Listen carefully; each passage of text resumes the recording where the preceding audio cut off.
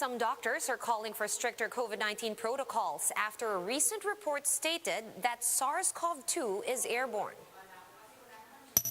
Citing an increase in imported COVID-19 cases, Hong Kong has imposed a 2-week travel ban on the Philippines as well as Pakistan and India. And some importers have vowed to sell pork at a lower price for as long as the government proceeds to slash tariffs on imported pork. At least 68,000 residents in Bicol and the eastern Visayas regions fled their homes due to the threat of Typhoon Bising. And more community pantries have sprouted up across the country, courtesy of the first one in Maginhawa.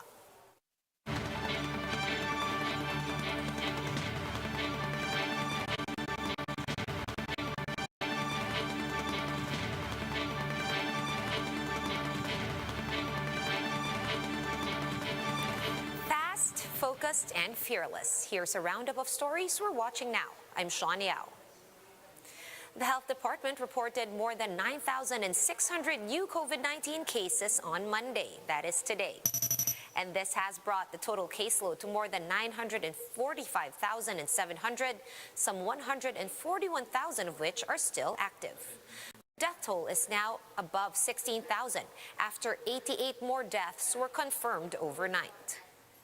Meanwhile, 9,200 more COVID-19 patients have recovered, pushing the tally of recoveries to 788,000.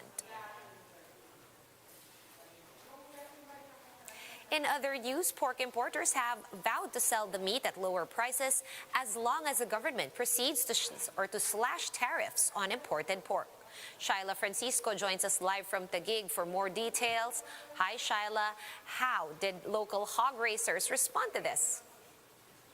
Sean, first, importers have committed to sell headless carcass for 200 pesos a kilo if the government continues implementing Executive Order 128. The EO, which is being contested by both chambers of Congress, lowers the tariff for imported pork in the hopes of eventually tapering pork prices in the market.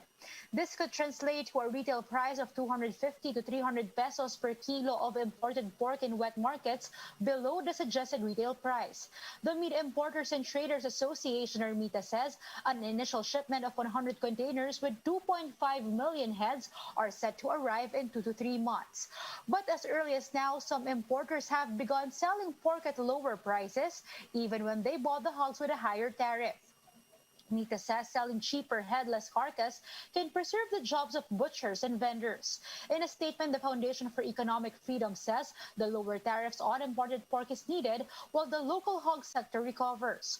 For its part, the National Economic and Development Authority, or NEDA, notes that lowering the tariff can result in an estimated retail price of imported pork of as low as 215 pesos. Hog raisers, meanwhile, clarify that their misgivings on increasing imports is primarily based on the government's miscomputation on the volume of imports. The Pork Producers Federation notes that only Luzon has shortage and that there is a decreased demand for pork given the impact of the pandemic on households and food establishments. They also warned that the move will cause wider shortage and price hikes in the long run, as hog raisers will be discouraged to produce. Malacanang reiterates that it will respect the Congress's decision on EO 128. The Agriculture Department, meanwhile, is open to studying proposals to impose a price ceiling on pork imports. It will also consider having the government import pork aside from private importers to maintain lower prices. Sean, prices of local pork have remained up to 420 pesos per kilo. Hog raisers say the prices should be within the 350 to 380 peso per kilo range, while the DA looks into whether an SRP on local pork should be imposed. Sean? Thank you for that update. Stay safe always. That was Shyla Francisco joining us live from the city of Taguig. We'll have more stories after this quick break. Stay with us.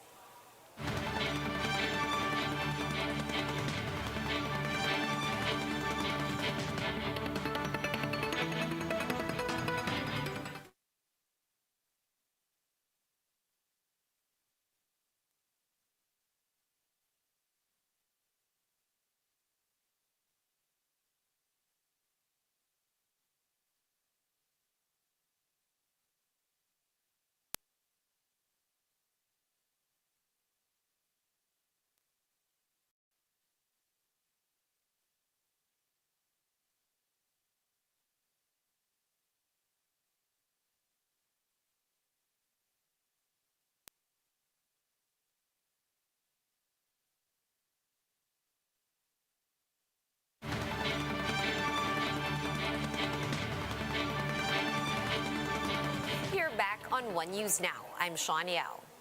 The health department maintains that current health protocols could be or may be enough, even as recent studies suggest that COVID-19 is primarily airborne. Greg Gregorio with the report. Jules and almost everyone in his household are currently battling COVID-19. They can't do anything but to isolate themselves from one another. Jules and his sister are experiencing mild symptoms, while their parents are considered moderate cases due to comorbidities. Despite the strict observance of protocols, he thinks one of them got the virus while doing groceries for the restaurant. Nakakapraning kung saan pa pwedeng makuha. Kasi yung grocery, isa na yun sa pinaka-essential place na pwede mong puntahan eh. Almost everyone in Rima's family, including her 3-year-old son, got infected too back in August last year. They think the spread of the virus started with their older brother who goes to work every day. Yung assumption namin, actually, yun yung assumption. It's between papa na nagpunta ng ospital o yung kapatid ko. Definitely sa bahay talaga na. Kasi nga, sabi ko nga kanina, hindi naman kami lumalabas. This shows how the virus can be transmitted easily within households, especially now that it's believed to be airborne. A study posted on the science journal The Lancet states that COVID-19 can be transmitted through the air. Factors mentioned include the transmission in super spreader events among distant individuals and even with asymptomatic patients. Dr. Maricar Limpin of the Philippine College of Physicians has recommendations aside from wearing of face masks. Making sure that there is an adequate air circulation. If we need to stay or meet with somebody, then better if we do it outdoors. The health department, for its part, said they will await recommendations from foreign experts. So we have our existing protocols already. Aantayin po natin ang rekomendasyon pa rin ng WHO. The World Health Organization said more studies are needed to conclude that COVID-19 is indeed airborne. Unless we have a clear impact analysis of what degree of transmission can be attributed to aerosol, to airborne transmission, our primary focus should be on prevention of transmission through the wearing of the masks and hand hygiene. The DOH says they are also working with the WHO to determine the level of transmission of COVID-19 variants in the country. For News 5, Greg Gregorio, we are One News. And what started as a community pantry in Maginhawa Street has now become a collective movement. Supporters are hoping that this initiative will be sustained, especially during these difficult times. Lynn Olivario has the story. First of its kind in Maginhawa, Quezon City, the Community Pantry Initiative has sprouted in at least 50 other areas in no time. The concept is simple. Those who are in need may get free goods, while those with spare food and other necessities may replenish the supplies. The project was initiated by small business owner Ana Patricia Non, who said she has become impatient with the government's COVID-19 response. What started with a small bamboo cart full of goods is now overflowing with donations. Even those who have little to give have taken part in the initiative. Non could not help but feel emotional when they received kilos of sweet potatoes from a group of farmers in Tarlac. Grabe po yung iyak ko nun kasi parang nasagot lahat ng worries ng mga tao na magsasaka, walang lupa yan, hindi sa kanila yung lupa yan. Hindi nila sigurado kung magkakapagyo. Alam niyo po yung swertihan lang din ang kita nila. Murang-mura nila ibenta yung mga naani nila, pero alam niyo po yung nakakapagbigay din sila. So, walang pinipili talagang social status yung pagtulong. Kahit magkano may maibibigay. Among the beneficiaries are public utility vehicle drivers who have been badly hit by the limited public transport capacity this pandemic. Kasi po, nagpasado namin, parang hindi dati, tayo, hirap wala kami kinikita eh. Lalo sa panahon ngayon na pandemic, malaking tulong to sa pang-araw-araw na buhay. Malacanang says the community pantries represent the Bayanihan spirit of Filipinos. The community pantry represents the best in the Filipino. I don't think anyone can claim to be a founder of that. I think this is a spontaneous movement amongst Filipinos. It's part of our psyche to help one another kapag meron talagang mga panahon ng pangangailangan. So I don't see that as a condemnation of government. But for one sociologist, this goes to show that the shortcomings of the government have forced people to just rely on one another. It is a proof that when something can be done without so much bureaucracy, that when something is important, it can be done. And it's a proof of concept. That's the reason why people are following it. Because it's a model. The people saw the model, and the model is a symbol for them that can be done and can be replicated. The church and other supporters are hoping that community pantries will be sustained, especially in these trying times. For News 5, Lynn Olivario, we are One News. Here are other stories we're keeping our eyes on. President Duterte is not bothered by rumors of a looming military uprising against his government.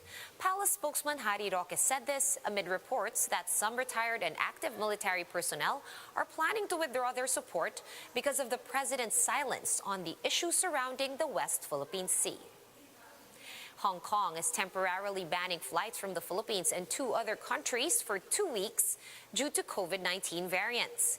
P3, or the variant first detected in the Visayas, remains a variant of interest pending more studies on its clinical significance.